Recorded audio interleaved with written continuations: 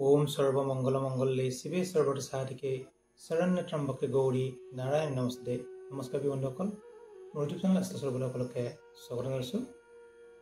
আজি মই বিশেষ বিষয়ে জুলাই মাহটো কেনে যাব মই আলোচনা কৰিম। বিশেষত বহি আছে শুক্ৰ আৰু মিথুন ৰাশিত বহি আছে ধনস্থানত ৰবি বুধ আৰু বৃহস্পতি। চতুৰ্থত বহি আছে কেতু মংগল আৰু চন্দ্ৰ।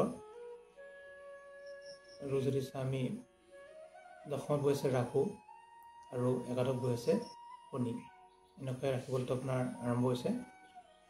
ৰাশি যেতিয়া শুক্ৰ এইটো শুক্ৰাচাৰ্য শুক্ৰগুৰু দৈত্যগুৰু শুক্ৰাচাৰ্য ৰাশিতে বহি আছে। তেনে ক্ষেত্ৰত যে আমি চাওঁ লোকৰ অতি শুভ বুলি ক'ব পাৰি বিষ ৰাশিৰ শুক্ৰৰ যিহেতু ৰাশিত বহাৰ কাৰণে। আৰু যিসকল জাতক জাতিকাৰ শুক্ৰ দশা বা জন্মচক্ৰত শুক্ৰ বিষ ৰাশিত বা তুলা ৰাশিত যদি বহি আছে অতি শুভ তেওঁলোকৰ। গতিকে বেমাৰ আজাৰ যদি হৈ আছে ৰোগাৰোগ্য হোৱা সম্ভাৱনা আছে। যিসকলৰ সৰু সুৰা বেমাৰ আজাৰ হৈছে তেওঁলোকৰ ভাল হ'ব, শুভ হ'ব। গতিকে শুভকাৰক গ্ৰহ শুক্ৰ আৰু শুক্ৰৰ দৃষ্টি সপ্তমত পৰিছে আৰু শুক্ৰ স্বগৃহী নিজৰ ৰাশি নিজৰ ঘৰত বহি আছে। শুক্ৰ হৈছে ষষ্ঠ স্থানৰ অধিপতি আৰু আপোনাৰ ৰাশিৰ অধিপতি আৰু আপোনাৰ সপ্তমত দৃষ্টি দিয়াৰ কাৰণে বিবাহৰ ক্ষেত্ৰত অতি শুভ হ'ব। যিসকল জাতক জাতিকাৰ বিবাহ হোৱা নাই বা বিবাহত আগবাঢ়িব পৰা নাই তেওঁলোকৰ কিন্তু অতি শুভ ফল লাভ কৰিব, বিবাহত আগবাঢ়িব পাৰিব।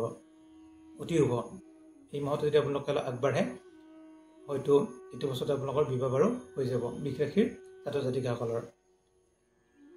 যিহেতু ধনস্থানত আছে ৰবি বুধ আৰু বৃহস্পতি। এতিয়া বৃহস্পতিৰ লগত যদি ৰবি থাকে বৃহস্পতি কিছু অলপ দুৰ্বল হয় ধনস্থানত। তথাপি কিন্তু যিহেতু বৃহস্পতি আৰু বুধ শত্ৰু, ৰবি আৰু বৃহস্পতি মিত্ৰ আৰু ৰবি যিহেতু 14 তাৰিখত সঞ্চাৰ হৈ যাব জুলাই মাহৰ 14-15 তাৰিখৰ ভিতৰত। গতিকে তাৰপিছত কিন্তু বৃহস্পতিয়ে আপোনাক শুভ ফল দিব আৰু টকা পইচাৰ ক্ষেত্ৰত অতি শুভ ফল লাভ কৰিব, টকা পইচা লাভ কৰিব।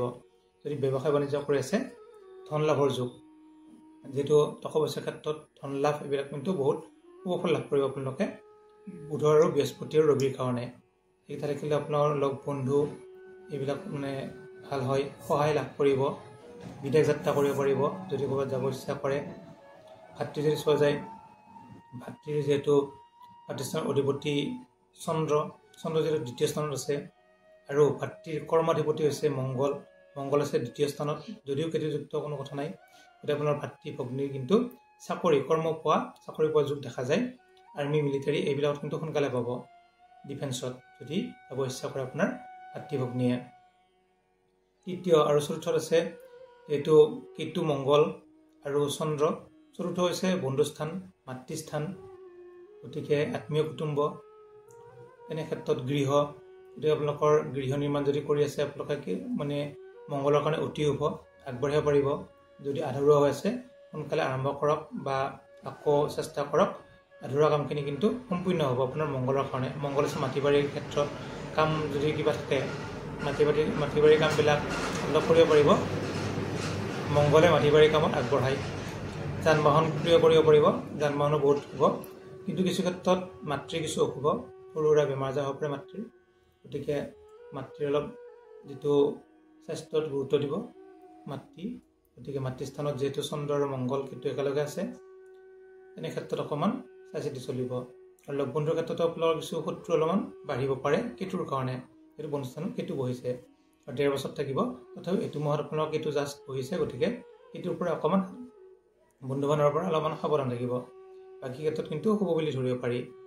পঞ্চম স্থান হৈছে উচ্চ শিক্ষা। উচ্চ শিক্ষাৰ অধিপতি হৈছে মংগল আছে আপোনাৰ চতুৰ্থত কেন্দ্ৰত, গতিকে উচ্চ শিক্ষাৰ ক্ষেত্ৰত শুভ বুলি ধৰিব পাৰি। যিসকলে ছায়েন্স পঢ়ি আছে তেওঁলোকৰো অতি শুভ, যিসকলে কমাৰ্চ পঢ়ি আছে তেওঁলোকৰ কাৰণেও অতি শুভ। যিহেতু ছায়েন্সৰ অধিপতি মংগল স্বগৃহী স্বৰাশি নিজৰ ৰাশিতে বহি আছে। এতিয়া আমি স্বাস্থ্যৰ ক্ষেত্ৰত মই প্ৰথমতে কৈছোঁ স্বাস্থ্য যদি কিছু অলপ বেয়া আছিলে এতিয়া অলপ ভাল হ'ব। শুক্ৰ যিহেতু নিজৰ ঘৰত বহিছে স্বাস্থ্যৰ গতিকে উন্নতি হ'ব। বিবাহৰ ক্ষেত্ৰত মই প্ৰথমতে কৈছোঁ বিবাহৰ ক্ষেত্ৰত কিন্তু আপোনালোকে আগবাঢ়িলে 100% সুফল পাব। যিহেতু বিবাহৰ ঘৰত শুক্ৰৰ পূৰ্ণ দৃষ্টি পৰিছে, বিষ ৰাশিতে শুক্ৰ বহিছে আৰু বিষৰ পৰা বৃশ্চিক ৰাশিত চিধা চিঠিকে পূৰ্ণ দৃষ্টি পৰিছে। গতিকে পূৰ্ণ দৃষ্টি পৰাৰ কাৰণে বিবাহৰ ক্ষেত্ৰতো অতি শুভ। যদি আমি চাওঁ ভাগ্যাধিপতি হৈছে শনি আছে একাদশত, গতিকে তৃতীয় ষষ্ঠ একাদশ এইবিলাকত যদি শনি থাকে অতি শুভ ফল প্ৰদান কৰে। গতিকে ভাগ্য অতি শুভ। আপোনালোকৰ যিসকলে পৰীক্ষা দিছে গমে পাইছে, গতিকে শনিৰ কাৰণে কিন্তু ভাগ্য ভাল হ'ব, পঢ়া শুনাটো ভাল হ'ব আৰু উচ্চ শিক্ষা লাভ কৰিব আৰু বিদেশত ভ্ৰমণ কৰিব পাৰিব শনিৰ কাৰণে। গতিকে শনিয়ে মানে দূৰত লৈ যায়, আয় ইনকাম বৃদ্ধি হ'ব আপোনালোকৰ, যিহেতু ধনস্থানত বৃহস্পতি আৰু যিহেতু ইনকামৰ ঘৰত শনি। কৃতকাৰ্যতা লাভ কৰিব যিকোনো ক্ষেত্ৰত। যিসকল ইউটিউবাৰ আছে তেওঁলোকৰ কিন্তু অকণমান অশুভ, ইউটিউবাৰ বা ভিডিঅ' বনায় এনেকুৱা যদি কোনোবা আছে চন্দ্ৰ প্ৰতিকাৰ কৰিব লাগিব, যিহেতু কমিউনিকেশ্যনত অকণমান সমস্যা আছে আৰু মংগল কেতু চন্দ্ৰ একেলগে আছে কমিউনিকেশ্যনত, গতিকে তেনে ক্ষেত্ৰত কমিউনিকেশ্যন অকণমান বেয়া হ'ব, কিন্তু আয় ইনকাম ভাল হ'ব।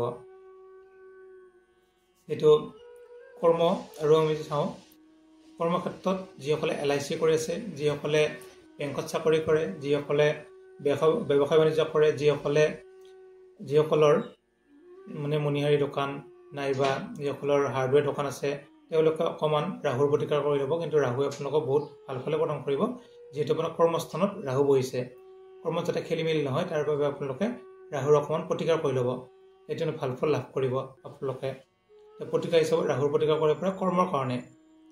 এইটো ৰাশিত বহিছে শুক্ৰ, গতিকে শুক্ৰ গোটেই মাহটো ভালে কৰিব, বেমাৰ আজাৰৰ কোনো প্ৰব্লেম নাই। অকণমান বন্ধুৰ পৰা সাৱধান থাকিব। ৰবি যিহেতু আপোনাৰ ধনস্থানত আছে, 14 তাৰিখৰ পৰা ধনস্থানটো অতি শুভ হ'ব। গতিকে প্ৰতিকাৰ হিচাপত আপোনালোকৰ বিশেষ প্ৰতিকাৰ নাই, কিন্তু ৰাহুৰ অকণমান প্ৰতিকাৰ কৰিলে ভাল ফল লাভ কৰিব। যিটো বৃহস্পতিও শুভ, অকল মংগল কেতু একেলগে থকাৰ কাৰণে কিছু অশুভ, যদিও বহুত মানে সমস্যা নাই। আৰু যদি কিবা সুধিবলগীয়া থাকে আপোনালোকে সুধিব পাৰে। ধন্যবাদ।